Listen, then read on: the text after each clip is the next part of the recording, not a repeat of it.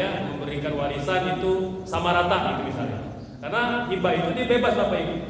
Hibah dia tidak ada aturan berkaitan dengan warisan, dia bebas seberapapun yang diinginkan oleh yang memberikan hibah. Jadi Bapak boleh, artinya mau menyamakan dengan bagian warisan boleh, tidak juga tidak apa-apa, karena dia bukan bagian warisan. Gitu. Bahkan hibah itu boleh diberikan kepada yang bukan ahli waris. Mungkin sopir kita gitu, ya. Kan pernah dengar cerita ya, ada seorang milioner di Saudi itu, dia nggak punya anak, nggak punya saudara, sebatang kara, hanya punya sopir Bapak Ibu. Subhanallah.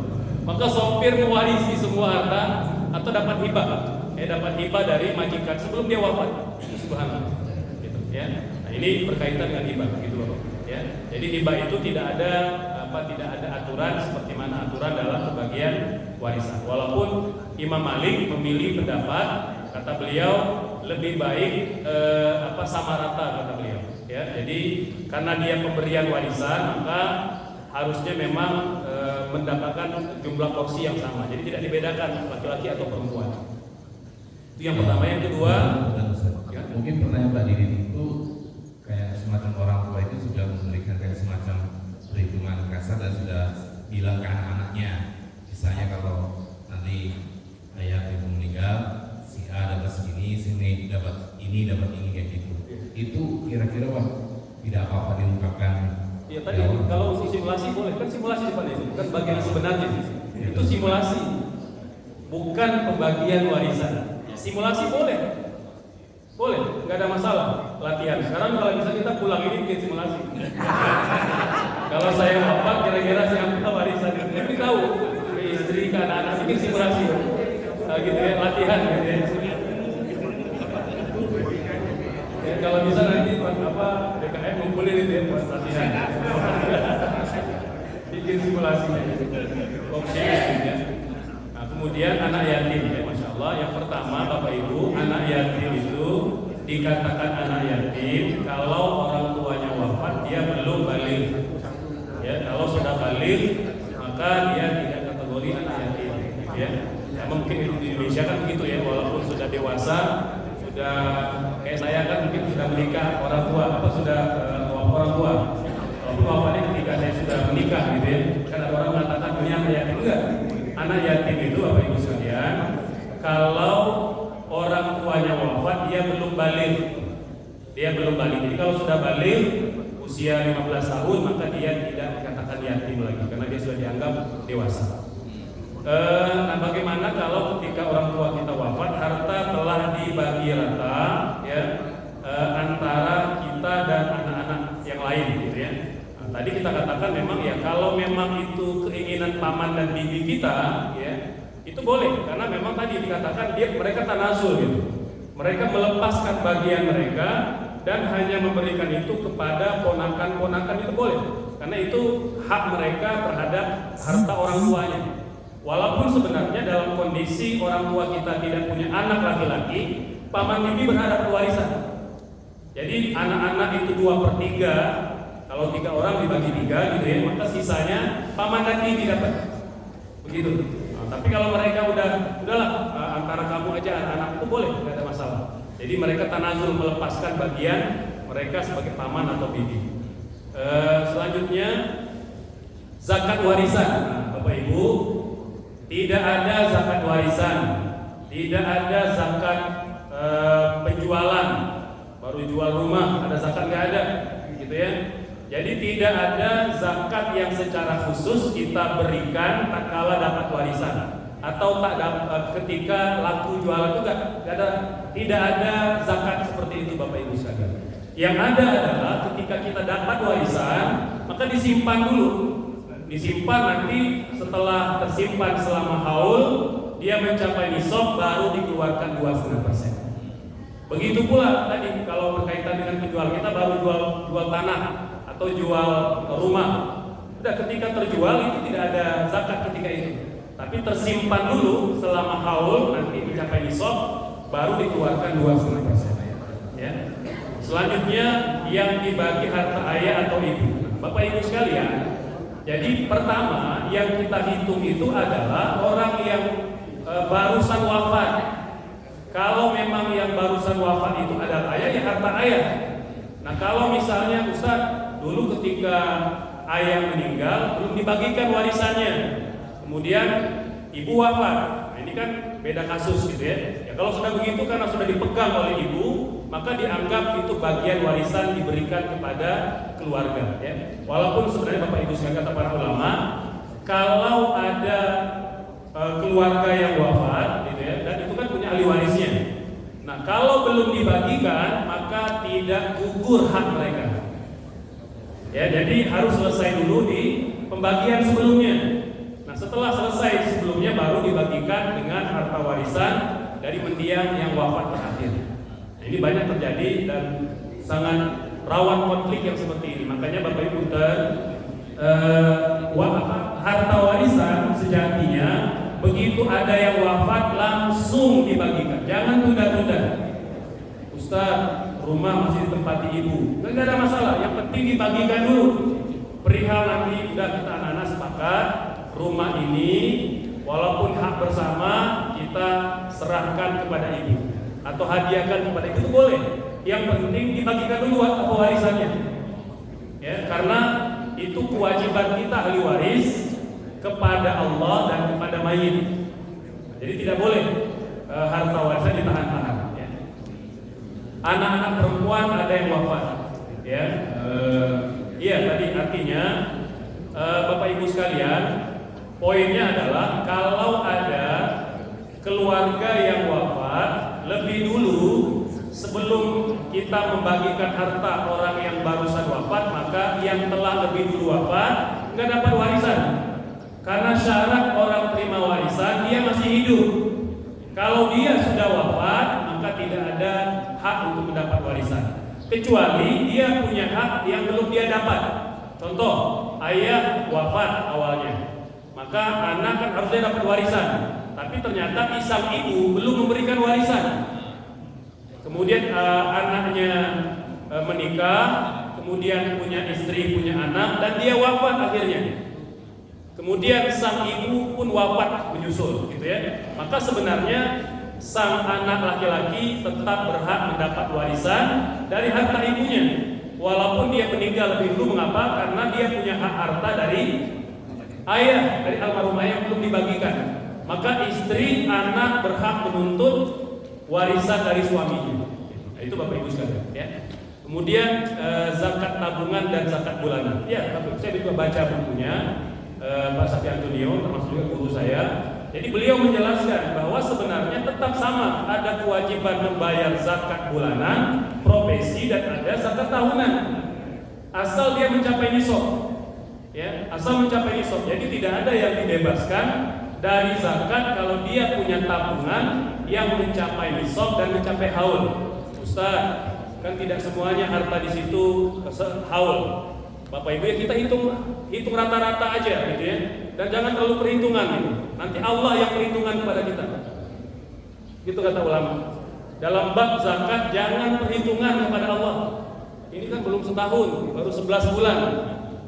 Ya, keluarkan aja kalau memang sudah ingin kita berikan, enggak ada masalah. Kata ulama memang minimal zakat itu dibayar jatuh tempo, tapi boleh dibayar lebih awal. Ya. Dan memang ada mungkin sekitar, anggaplah kita punya uang 5 juta. Kalau asumsinya itu 1 gram harganya 1 juta gitu ya. Kita bisa aja gini, Ustaz kan cuma baru 80 juta yang sudah haul setahun, masih 5 juta lagi, ini baru 6 bulan gitu ya. Ya boleh kalau kita mau nunggu sampai genap setahun, tapi kalau saya ya lebih baik kita hitung setahun aja, gak ada masalah. Kalaupun kita terbayar lebih, maka itu menjadi sedekah. Ya, jadi tidak perlu kemudian kita terlalu detail. Selanjutnya anak perempuan tunggal, bagaimana kalau hibah? Ya, nah Bapak Ibu sekalian, ya jadi hibah itu tidak wajib ada saksi. Ya, jadi yang penting sudah ada penerimanya, ada pemberinya. Nah, tetapi di zaman sekarang, gitu ya. Zaman penuh fitnah ini, maka disarankan kalau bisa ketika dihibahkan maka segera membuat aktanya, ya, apakah akta pindah kepemilikan dan lain sebagainya, karena timbang nanti ya ada keluarga atau ada pihak-pihak tertentu yang mungkin ingin juga harta kita, gitu ya, dikembangkan begitu Bapak.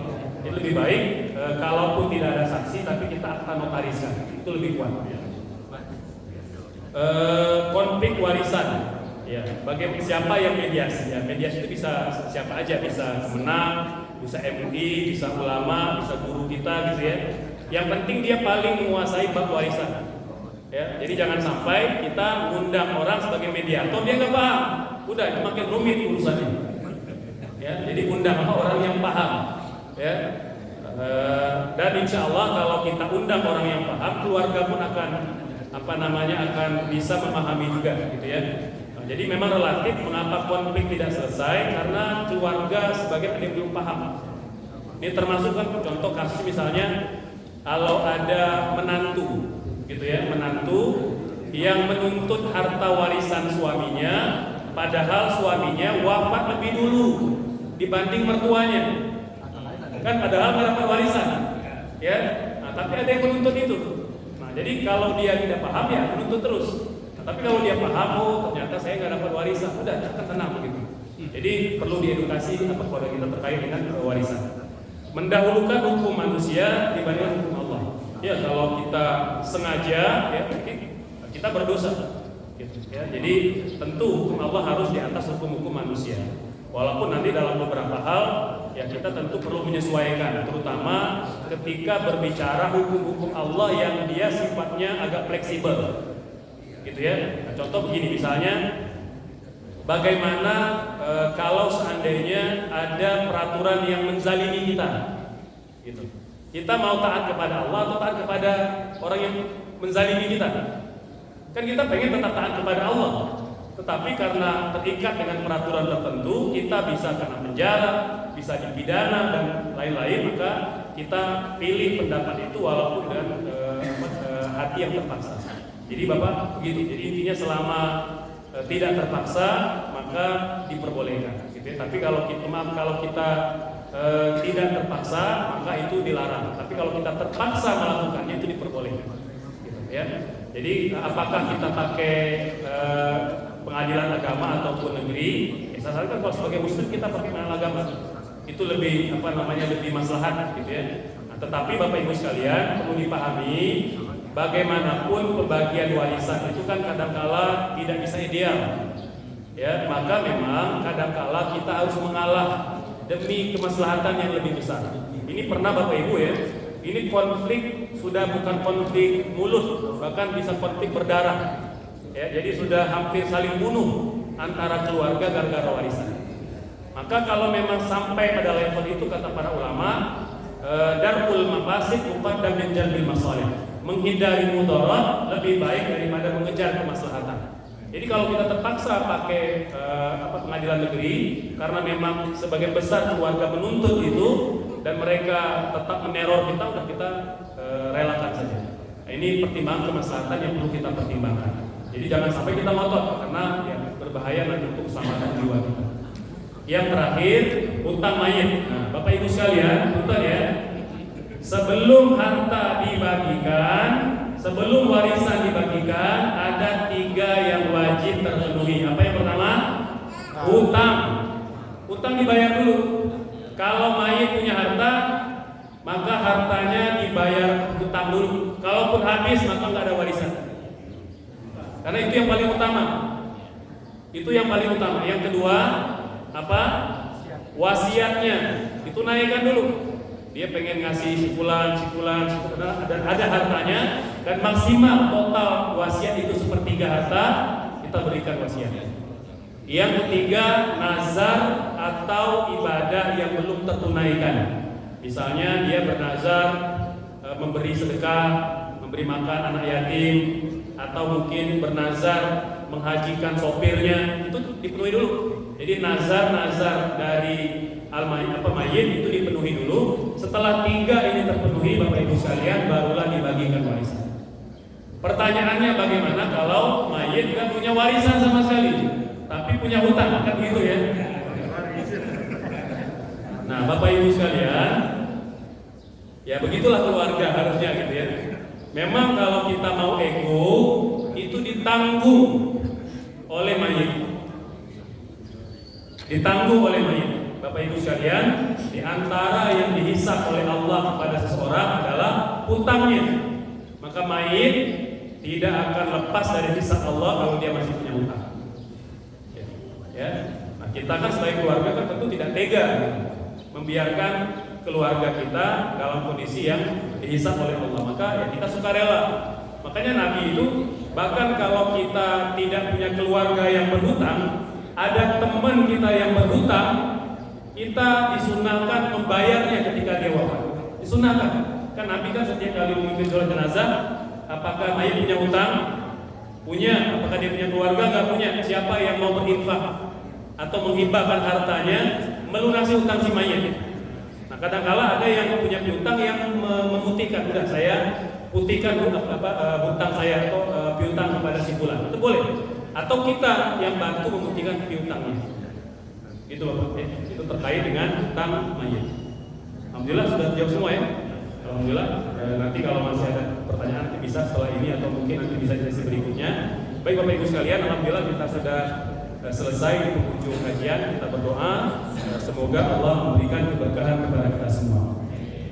A'udzubillahi minasyaitonir rajim. Bismillahirrahmanirrahim. Hamdan na'imin, hamdan syakirin, hamdan yuwaffi ni'amahu wa yukafi mazidah. Ya Rabbana lakal hamdu kama yanbaghi li jalali wajhika wa 'azimi sultanik. Allahumma shalli ala Muhammad wa ala alihi wa sahbihi wa sallim. Allahumma ighfir lana dzunubana wa liwalidina warhamna warhamhum kama rabbawna shaghira. Allahumma taqabbal minna salatana wa siyamana wa ruku'ana wa sujudana wa tadarru'ana wa takhashu'ana wa tilawatana wa sadaqatina ya rabbal alamin. Allahumma rabbana hab lana min azwajina wa dhurriyyatina qurrata a'yun waj'alna lil muttaqina imama.